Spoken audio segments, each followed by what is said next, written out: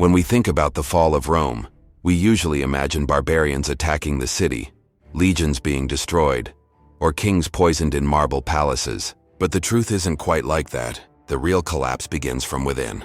And the biggest cause of that inner decay is almost always money. Rome didn't fall just because of wars or mismanagement. The real reason was that its money lost its value, and the lessons from this story are still valid today. Because modern economies also think they can play games with money and escape the consequences. Let's go back a little. The strength of Rome's economy was a silver coin called the denarius. It started being minted around 200 BC. It was pure silver, reliable and accepted by everyone. Soldiers were paid with it, merchants demanded it, and ordinary people secured their savings with it. The denarius wasn't just a coin. It was a metal symbol of the people's trust in Rome. Rome was strong because its money was strong, but keeping an empire stable was an expensive task. Soldiers, roads, aqueducts, wars, all of it added up. When taxes couldn't cover these costs, the emperors found an easier way. They reduced the silver content in the coin. In other words, they started minting more coins that looked the same on the outside, but were actually worth less. At first, maybe people didn't notice, but the consequences were disastrous. Prices rose rapidly. A measure of wheat that once cost a single denarius now required several. Soldiers complained that their pay was no longer enough. Merchants refused the cheapened coins and demanded gold or barter instead. In short, the system began to collapse. The Roman economy had entered a deadly loop.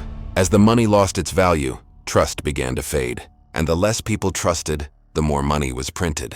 Eventually, the currency became worthless. By the 3rd century, things had become chaotic. Wars, rebellions, plagues, economic collapse. For nearly 50 years, Rome was drowning in chaos. Emperors rose and fell one after another in quick succession. Taxes were collected in worthless money, farmers abandoned their lands, and trade nearly came to a halt. In 301 AD, Emperor Diocletian tried to fix the problem by setting price limits. But when money has no real value, fixing prices doesn't help.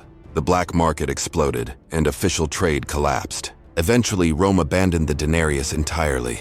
In 312 AD, Emperor Constantine minted a new gold coin, the solidus, and the system stabilized a little. But for the Western Roman Empire, it was already too late.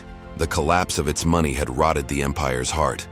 What does this mean for us today? Destroying the value of money is the same as destroying an empire itself. Rome thought it could deceive its own people. Modern governments are doing the same, printing money, manipulating interest rates, inflating debts. But the result is always the same. People lose, wealth fades, trust disappears. Rome learned this lesson the hard way. If we don't, we'll face the same fate. Throughout history, every major inflation crisis has followed the same pattern. Governments printed money to cover their costs. The rich protected themselves, and ordinary people lost everything. Rome's story isn't just a tale of collapse, it's a warning. Because when money falls, it's not just the economy that dies, it's the society itself. Contracts break, trade stops, governments lose trust. The barbarians at the gate might finish the job, but the real killer is always inside, in the treasury. History never repeats itself exactly, but if we fail to learn from it, it crushes us all the same. Rome's monetary crisis showed how fragile power becomes when it abuses money, and that fragility is still with us today.